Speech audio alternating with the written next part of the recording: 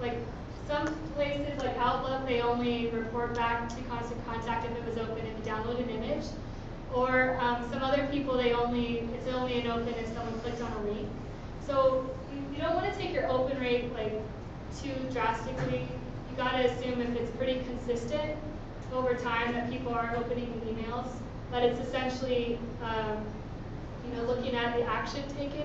That's why giving good calls to action and clicks is good, because that's where you really start monitoring what's working, is who's taking action.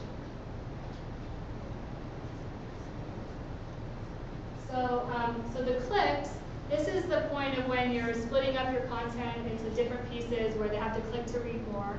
And that really allows you to see what they're interested in. So if you're always including 3 types of stories, and none of them get clicks except for one, you might want to say, hey, I'm just not going to even include those other items and really focus on the type of content that's getting the clicks. So being able to view that is huge. And it's just like looking at it over time. So if you're getting 500 clicks on a link and it goes to a page on your website, but then you're not getting any phone calls or purchases, that helps you kind of compare the two and see what you can test. You say, well, I'm getting a lot of clicks, but something's happening after that where they're not taking action. So it helps you kind of pinpoint things that you need to focus on your site or wherever you're sending them to keep incorporating that. So that's a great thing with email. It's just one part of the piece of the puzzle, and you've got to see how it affects everything else and then make necessary changes. So forwarding an email, this is when you get an email and then you forward it on to your email list.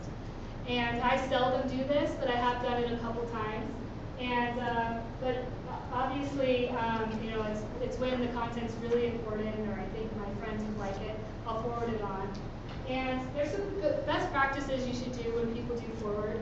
So in Constant Contact, you can see the people who forwarded an email and how many people they forwarded it to, but you can't see the people they sent it to unless those people subscribe to your list.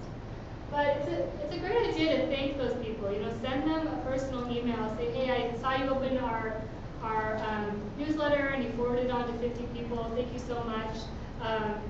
Maybe then you can ask them for a testimonial or referral or something. So it's a great way of just seeing those passionate users, those raving fans, and keep building on that relationship.